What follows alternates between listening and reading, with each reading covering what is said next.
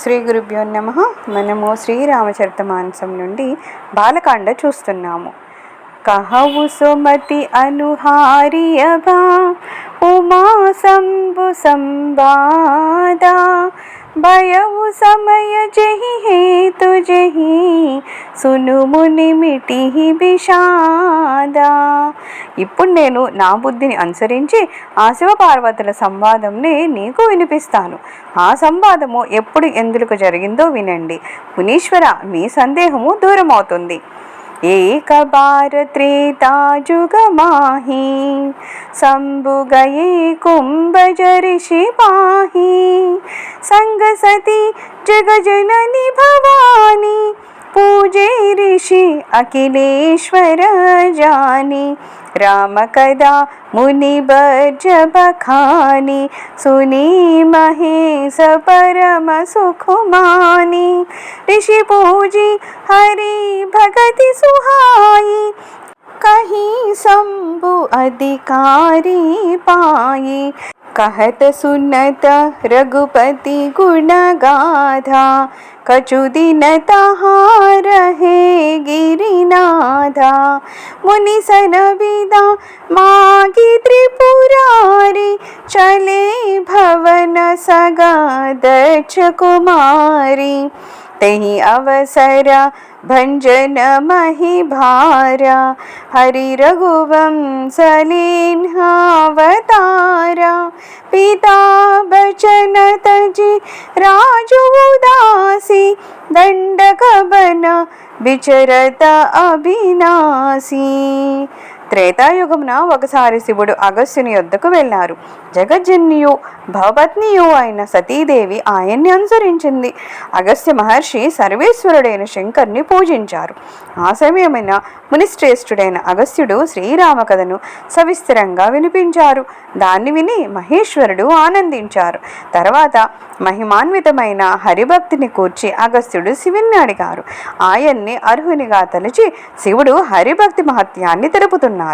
ఈ విధంగా హరిగుణాలను వినిపించుచు శంకరుడు అక్కడ కొంతకాలం గడిపారు. పిమ్మట అగస్త్యుని వీడ్కొని మహేశ్వరుడు సతీ సమేతుడై కైలాసానికి బయలుదేరారు. అదే సమయంన శ్రీహరి భూభారాన్ని తొలగించడం కోసమని శ్రీరాముడుగా రఘువంశమున అవతరించారు.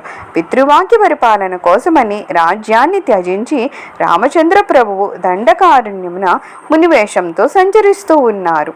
हृदय विचारत जात हरा केहि विधि दरसनु होई गुप्त रूप अवतरवु प्रभु गए जान सब कोई शंकर उर अति क्षोभु सती न जानहि मरमु सोई तुलसी दरसन लोभु मन डरु लोचन लालची. నేను శ్రీహరి దర్శనాన్ని చేసుకోవడం ఎలాగా? ప్రభువు మా రూపంన అవతరించారు. నేనచ్చటికి వెళ్ళినచో ఆయన ఎవరో అందరికీ తెలిసిపోతుంది అని మహాదేవుడు ఆలోచిస్తూ వెళ్ళారు. శంకర్ని హృదయము ఊగిసలాడుతూ ఉన్నది. సతీదేవికి ఈ విషయం తెలియదు. శంకర్ని కన్నులు శ్రీహరిని దర్శించడానికి తొందరపడుతూ ఉన్నాయి. మనస్సు భయాందోళనకు గురి అవుతుంది అని తులసీదాసు చెప్తున్నారు.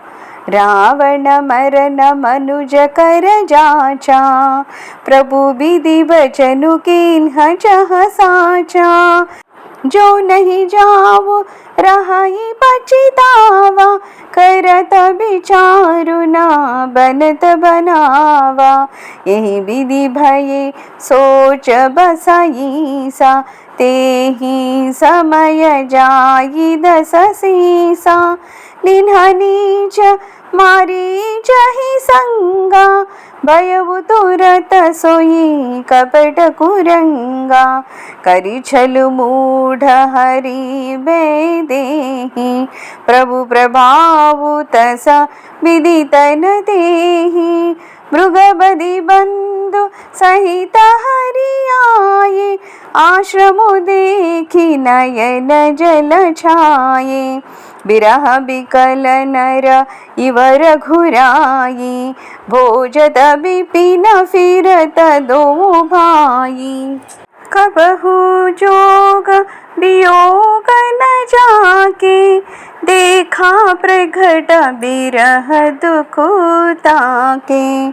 మానవుని చేతిలోనే తనకు మరణం సంభవించినట్లు రావణుడు బ్రహ్మ నుండి వరాన్ని పొందాడు. బ్రహ్మవాక్కును సత్యమునొచ్చడము శ్రీహరి కార్యము. నేనిప్పుడు వెళ్ళి ఆయన్ని దర్శింపనిచో తరువాత నాకు పశ్చాత్తాపమే మిగులుతుంది అనే ఆలోచనలు శంకరుని మనస్సులో మొదలయ్యాయి. ఇంతలోనే నీచుడైన రావణుడు మారీచుడనే రాక్షసుని తన వెంట కొనిపోయాడు. వెంటనే మారీచుడు మాయాలేడిగా మారాడు. శ్రీహరి శక్తిని ఎరుగని మూర్ఖ రావణుడు మోసంతో వైదేహిని అపహరించాడు. మాయామృగాన్ని వధించి శ్రీరాముడు లక్ష్మణ్తో కూడి ఆశ్రమానికి వచ్చారు. ఆశ్రమమున సీతను కానక దుఃఖపడ్డారు. శ్రీ రఘునాథుడు సామాన్య మానవుల వలె విరహ వ్యాకులయ్యారు. సోదరులిరువురును సీతాదేవికై వనమంతయు గాలిస్తూ ఉన్నారు.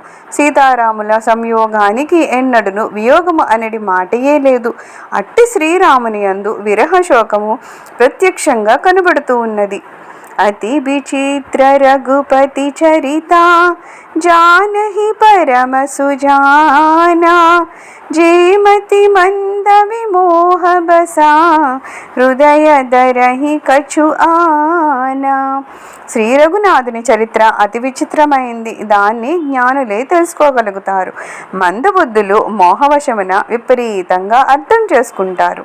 शंभु समय तेहि राम ही देखा, उपजाहि अति हरसु विशेषा, बरिलोचन छवि सिंधु निहारी, कुसमय जानी न कीन्हि चिन्हारी.